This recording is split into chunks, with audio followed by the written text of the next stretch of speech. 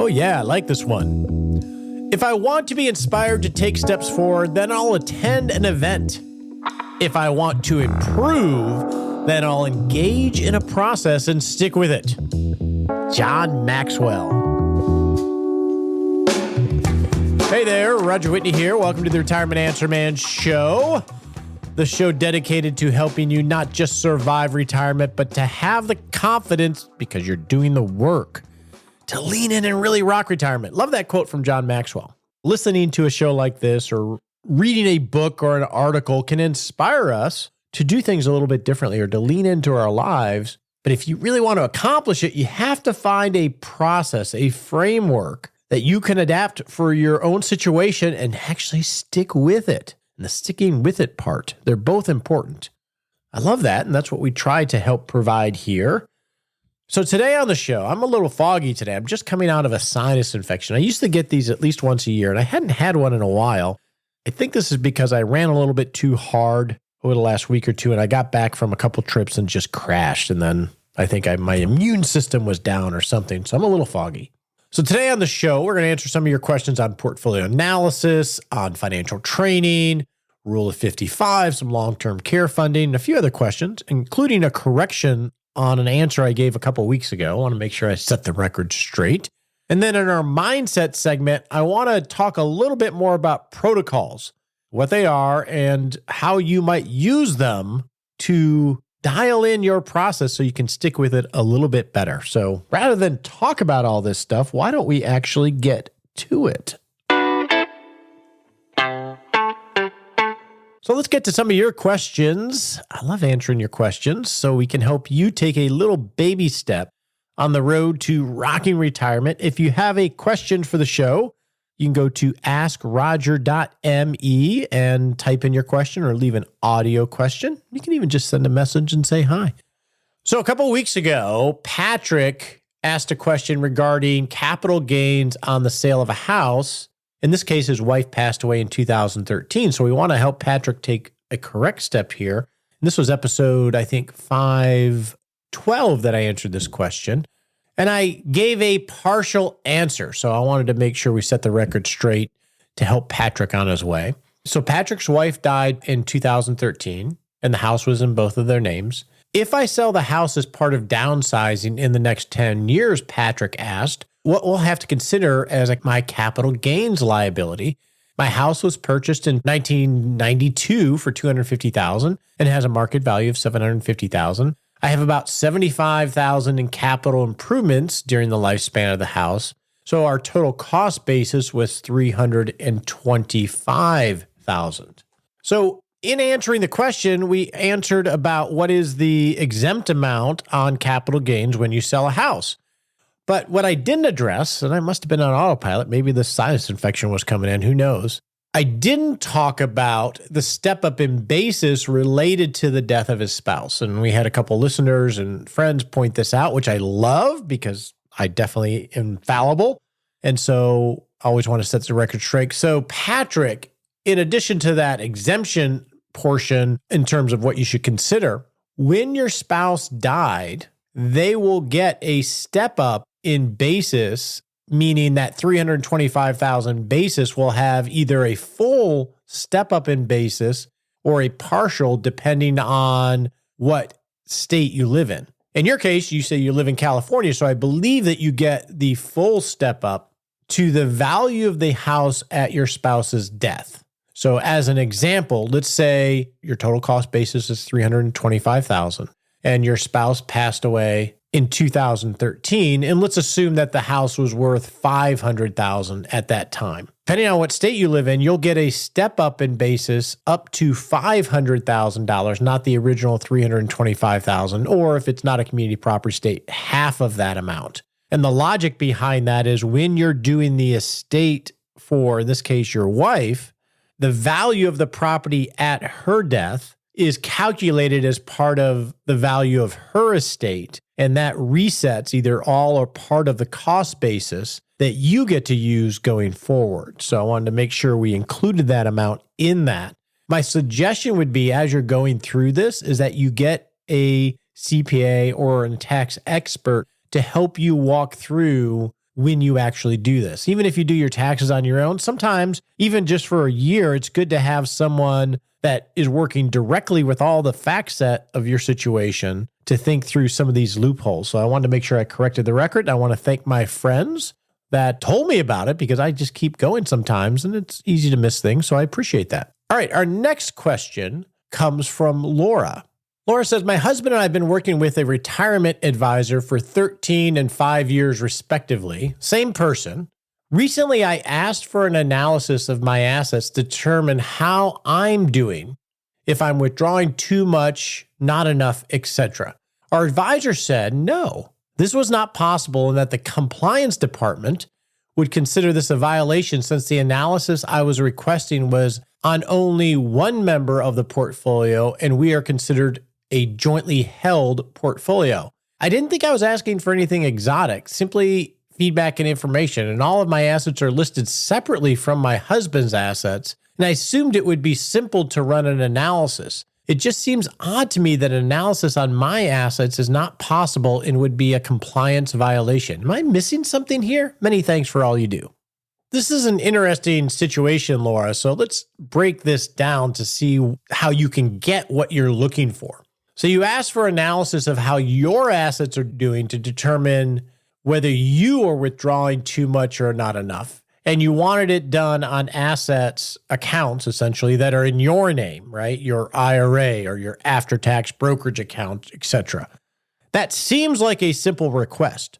Now, what it sounds like your situation is, and I'm making some assumptions here, Laura, based on the details that you gave, is that you and your husband have been working with the same advisor and they somehow have you grouped as a joint household, which is very normal. You say it's a retirement advisor, so I'm assuming there's some retirement plan of record of all of the assets of Laura and your spouse and the goals of Laura and your spouse and how that plan's supposed to work in a joint. Now, when you come and say, I want to know how well I'm doing, I'm Laura, I want to know how I am doing withdrawal-wise relative to my assets.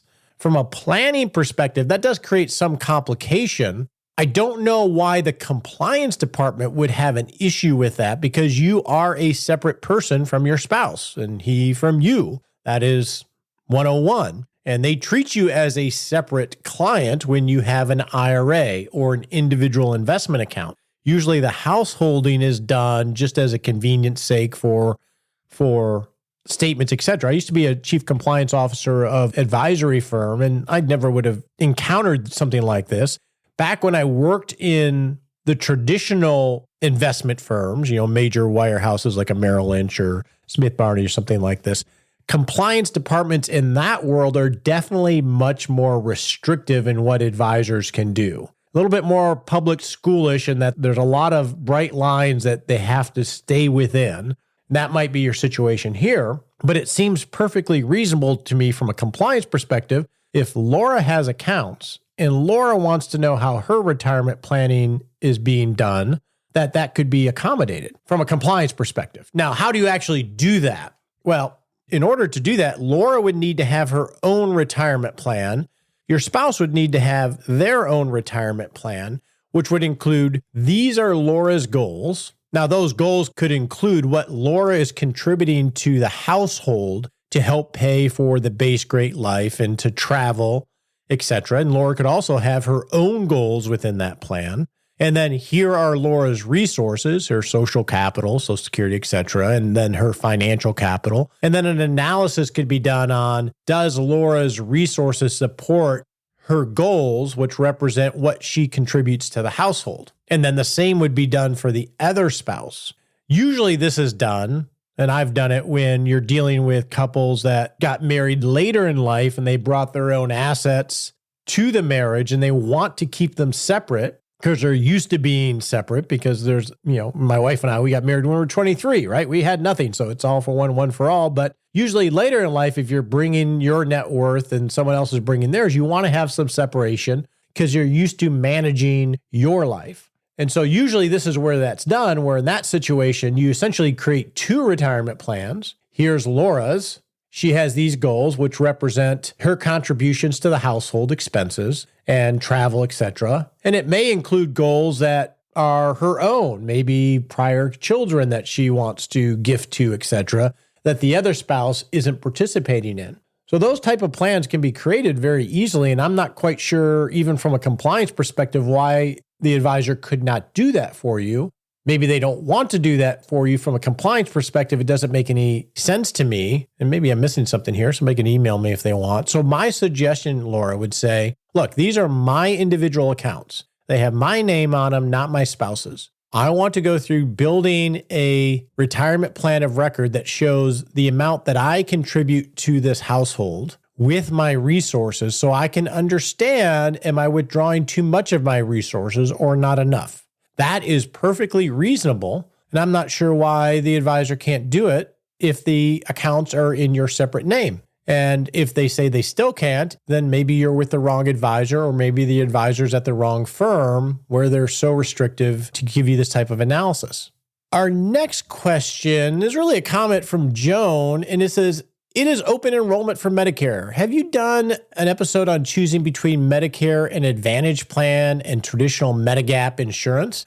I've had an Advantage plan for 4 years and I'm happy with it, but many of my friends are encouraging me to switch to traditional Medicare and add a Medigap policy on top of it. It feels sort of like gambling, and either way, you're going to win or lose. Love the podcast. Thank you for all your great teaching and encouragement. Great question, Joan. We'll put a link to an episode that we had with Danielle Roberts from Boomer Benefits. Took me a second there to remember her name. Talking about traditional Medicare, where you typically would add a Medigap policy and an Advantage plan.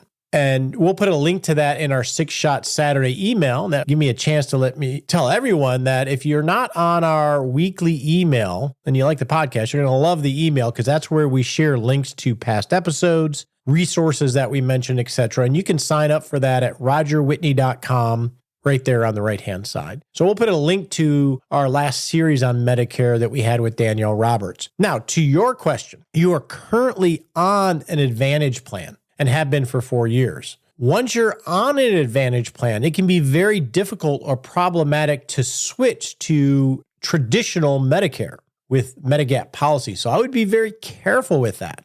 My suggestion would be, if you really want to analyze this, I would actually contact Boomer Benefits. They're based here in Fort Worth. They work nationwide. There's only 2 states that they don't work in. New York is one of them. I forget the other one. And go to them, tell them what you have, and let them help walk through this to see if there's a reason or an advantage to switch. And the reason I would say is to contact Boomer Benefits is, one is, in my experience, and I've known them for over a decade and have referred to them internally, that's what we use when we have a client going through Medicare. And I feel very confident because they'll help you look for the potholes. And in my experience, they're not going to guide you down their sales cycle. They're going to help you make a good decision. So if you want an independent, at least professional look, I would say Boomer Benefits, and there are others like them that would do that, and they're available nationwide. I would not take recommendations from your friends, whether it's investment recommendations, planning recommendations. Maybe they are sparking you to be motivated to do this, but I would go through a process. And even in referral to advisors, are they qualified to know your situation and what the benefits and disadvantages might be for you specifically? Your friends probably aren't. They probably had a good experience and equate that everybody else will. This might be a good spark to review it with fresh eyes. And I think that's wonderful. In this case, I would suggest Boomer Benefits to talk through it, because you said it's working. Maybe there's an opportunity to optimize it or improve it, but I would go through that in an organized way. And it's always good to do that as a good housekeeping from a process standpoint anyway, Joan. So good luck to you. And we'll have links to those episodes so you can hear some of the differences. Our next question comes from Tim. Tim says, I've been researching the meaning of all the initials after your name. Many of the certifications have prerequisites of 3 years of financial service experience. Question, I'm retiring at the end of December. What training or certification should I pursue first if I want to become smarter about managing my retirement income and investments? That's a great question, Tim. Back when I taught the certified financial planning curriculum, the retirement portion at the University of Texas, I had a lot of non-professionals, people like you, go through the CFP curriculum with the intent of just becoming better informed to manage their own financial life. And that actually really surprised me. It would almost 50-50, well, maybe not quite, than actual professionals trying to get the CFP designation. So you are able to do that too, Tim. And the nice thing about the CFP designation, training we'll call it, because you don't ever have to have the designation to go through the training. You can go through all the courses and just never sit for the exam. The upside of that is you're going to have a fairly comprehensive survey of the different areas that a financial planner would think about at some level. It's going to be insurance, it's going to be estate planning, it's going to be investment management, it's going to be retirement planning, it's going to be taxation. If you go through all the modules of a CFP curriculum, you're going to get a good survey of all that. It's not going to make you an expert in it, but it's going to help you ask better questions and see risks and opportunities a little bit easier. That said, it can get a little bit industry-ish, so a lot of it might not be as practical for you, but it definitely would give you that nice survey. So you can actually go do the CFP curriculum and never sit for the exam and never be qualified to have the marks after your name, professional sense, but give you some of that survey. So that would be one answer. I would also say, Tim, is the retirement masterclass within the Rock Retirement Club is, I think, very thorough in a methodology and process that you could follow and adapt for your own uses. So you could also, that essentially is the process and the tools that I use in my own practice. And the meetups we have where we teach about them are me dealing with the exact same things from a decision-making process. So I am confident enough to say, I think that is very comprehensive for actually doing this without all the other detail of, say, a CFP curriculum. I feel pretty strong in saying that. So that would be a recommendation. And we open up enrollment 3 times a year. I think the next one's in February. And I think it's cheaper than taking the CFP as well. But the CFP would be one. I think what we do in the Rock Retirement Club would be one. If you want to get really technical, I think Retirement Researcher, Wade Fowles Group, they have a community. But I think you're smart in that you're looking for quality education that's done for education's sake and not simply to go sell you something else. I think that's a great way to get education. That's an advantage of going, say, to a university, is that you're getting education. You're not just going through workshops to try to get meetings with you. And I think there's a big distinction when it comes to retirement planning. So, Tim, those would be the 2 things that I would recommend just off the top of my head. Our next question comes from Mark, who wants to decumulate. Hello, Roger. Please talk about retirement without kids and wanting to die broke, also tapping equity from home as tax-efficient source of income. Thanks. Tim, that's a great suggestion. We may pivot Retirement Plan Live to something like that. We haven't got a lot of candidates that are late in marriage life. I haven't reviewed them yet, but we may pivot that. So Nicole's probably, oh, don't say that publicly, but I'm thinking about it. That's a great question. Dying broke. And I think there's a book called Dying with Zero. I've never read it, but I've navigated working with clients that have done it. Check out the book at some point. It is a different type of retirement. Very rarely do I see people that want to die with big legacy goals. They're like, whatever is left over, yes, that's fine. But dying broke has its own particular set of issues that are a little complicated. We don't know the terminal date, right? We don't know exactly when someone's going to die and what their needs are going to be throughout their retirement span. So if you think of it, that the visual I always see in my head as I'm thinking about this issue, Mark, is landing a airplane on an aircraft carrier. The aircraft carrier is you getting to dead with zero money, to be blunt, right? Well, that aircraft carrier is in the ocean, right? And it's moving forward and backwards and sideways based on the world and your health and all sorts of things. So that's a very dynamic environment right there. You don't know exactly where that terminal date is. And you're flying in, spending your money and living your life. And while you're up in the air trying to get to dying with zero, And you have winds that are pushing you forward and pushing you backwards and pushing you sideways and down and up. And as you're getting closer to whatever terminal date that is that we don't know, those winds and waves are constantly changing, and storms can come in, great conditions can come in, and you don't want to undershoot.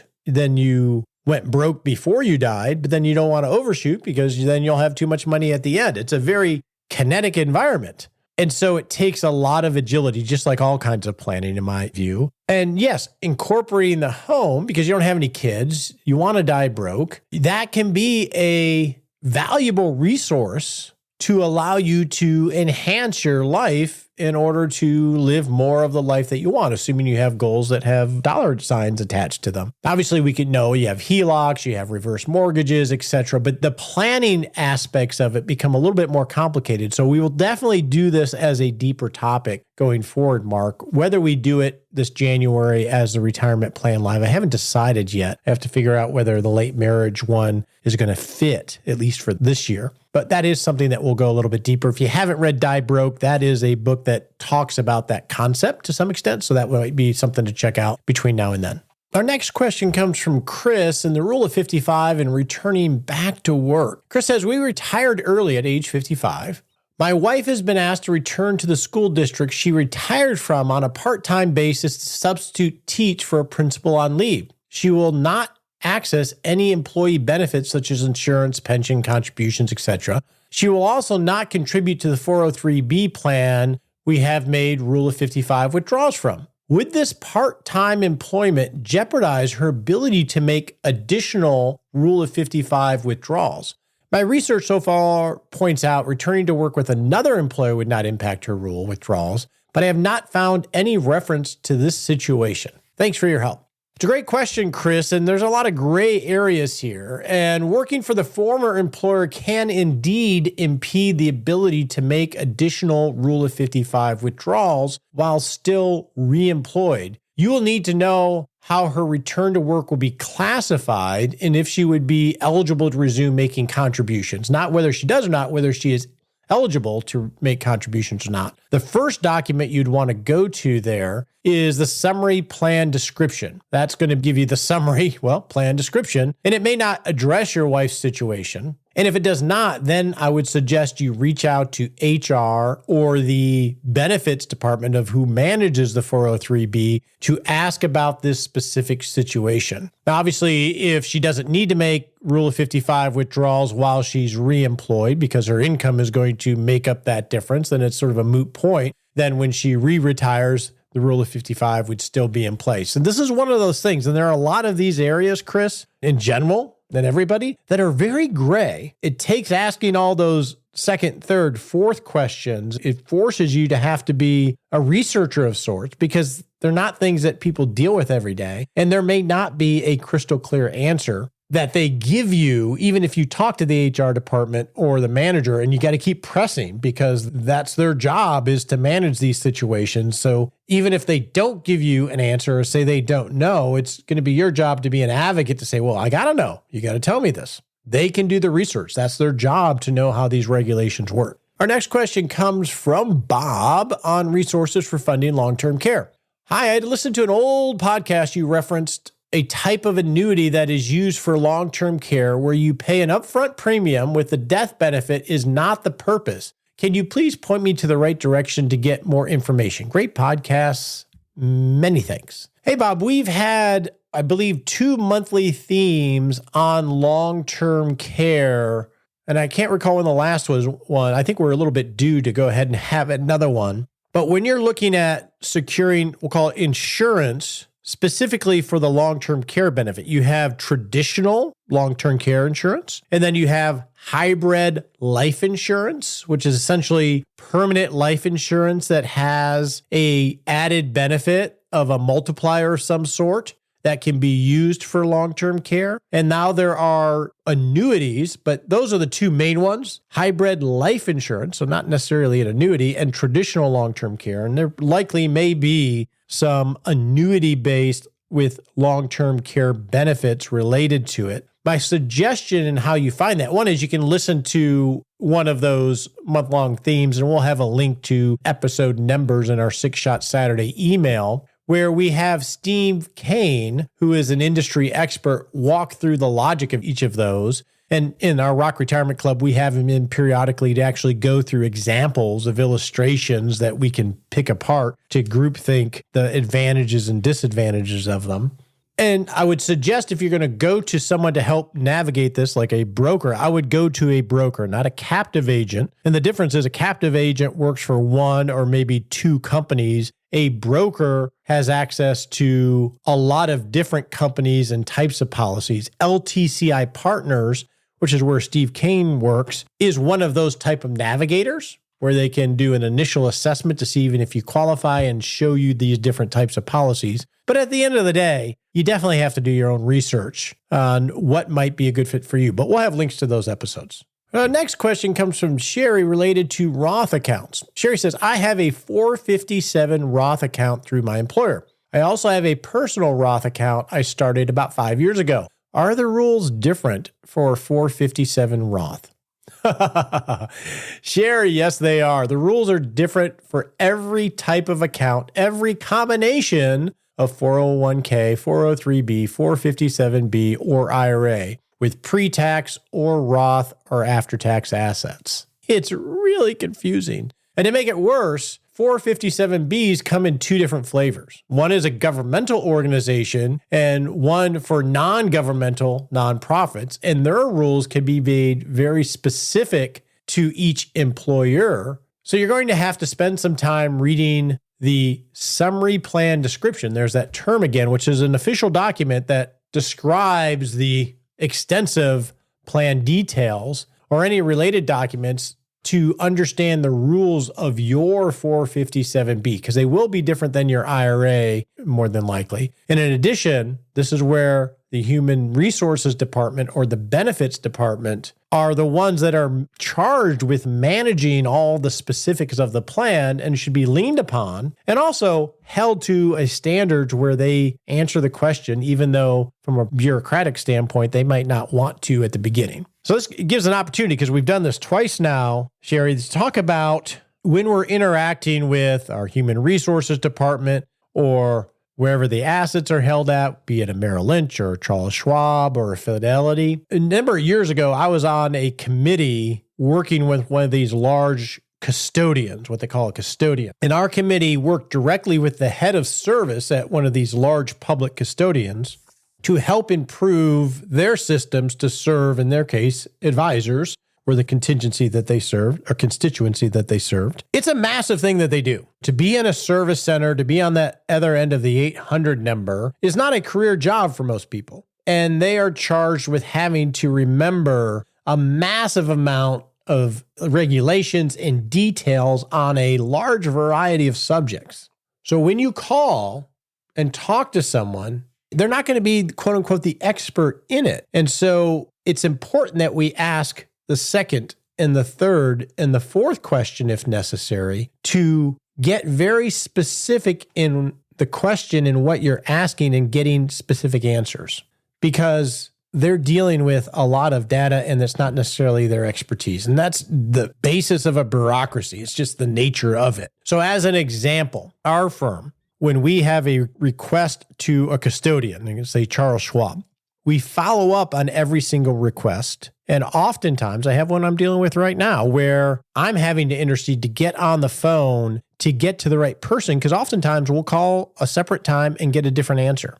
I'm sure we've all had that experience in big corporations. So it's up to us or you to really hold their feet to the fire and get specifics. It's going to be hard, and you may have to go up the ladder a little bit, especially when you're dealing with taxes and something where you're trying to make a decision. It's just the nature of bureaucracies, and we have to be our own advocate and learn to ask those questions behind the questions and hold their feet to the fire in a kind, respectful way so you can get what you need as best you can. It's a hard thing to do, I understand. Nicole asked me to remind you that we have transcripts for all shows available under the episode notes at rogerwhitney.com. You know who does those transcripts? Spencer Whitney, my son. Yo, Spencer, you're writing me saying hi to you, buddy. So we have run the show through an AI, it gets all my bumblings and Spencer goes there and cleans it up so I sound a little bit smarter and not so stuttery. So we have transcripts if you want to get specific link that we talked about, etc. So you can check that out. With that, let's move on and talk about mindset in the Bring It On segment. Now it's time to bring it on and work on the non-financial pillars of rocking retirement. Today we're going to talk about mindset. And I'm actually calling an audible. I was going to talk about protocols today, and I'm actually going to pivot, and we're going to do that next week. Sorry about that, but hey, it's Thanksgiving week. This is coming out the day before Thanksgiving. I was talking with my brother-in-law this morning. We have a weekly meeting Sunday when I'm recording this and chatting with you, and he brought up something that I thought was very appropriate for this week. So I want to talk about this from a mindset standpoint. He had heard, and I think it was on the Huberman podcast, of the 2 things you need for happiness. Who knew there were only 2 things, huh?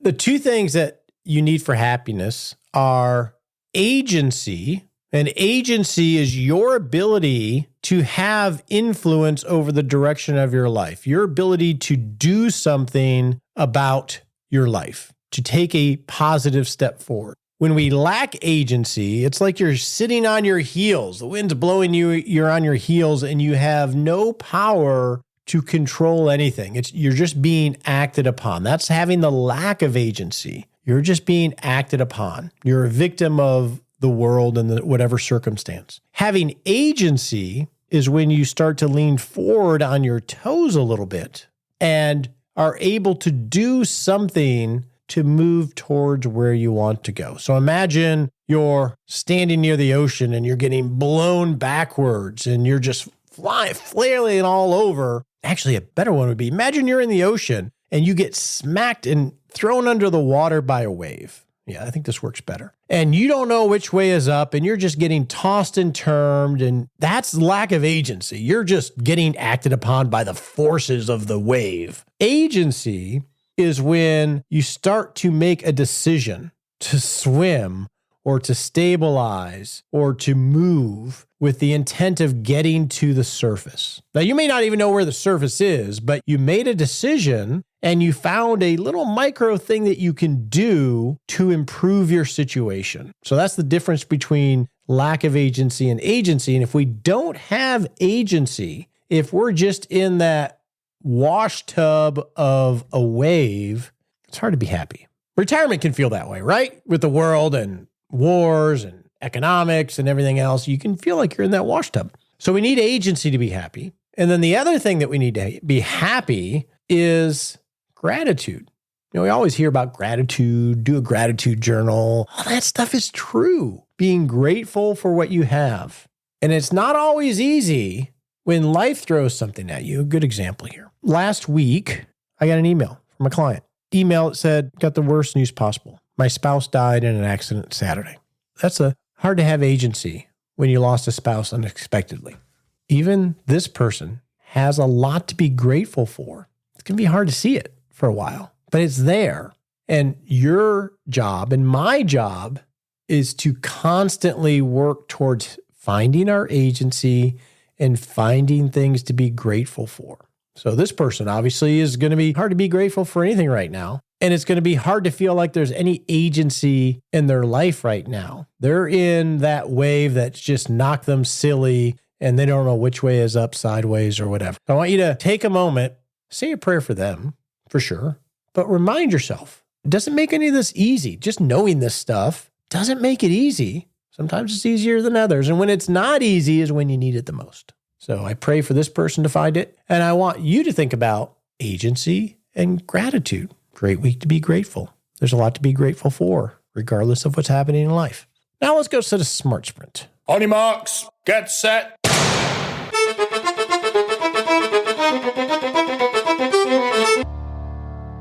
And we're off. Set a baby step you can take in the next 7 days to not just rock retirement, but rock life. All right. You know what it's going to be. It's Thanksgiving. Two things. Take a moment, write down 5 things you're grateful for. Step 2, write down 5 things that you can do, little baby steps that give you agency in your life. Hope you have a wonderful Thanksgiving. am definitely grateful for you, as always, for walking this journey with me and sharing your wisdom and asking your questions and making me sharpen my saw. It's changed my life. I hope I've had a positive impact on your life. I'm definitely grateful for that. The agency that I am taking this week is Wednesday at noon. I have nothing scheduled for the rest of the week. I'm excited about that. It's unusual for me, and I'm going to do my best not to work and to cultivate a life that's worth living. The opinions voiced in this podcast are for general information only and not intended to provide specific advice or recommendations for any individual. All performance reference is historical and does not guarantee future results. All indices are unmanaged and cannot be invested in directly. Make sure you consult your legal, tax, or financial advisor before making any decisions.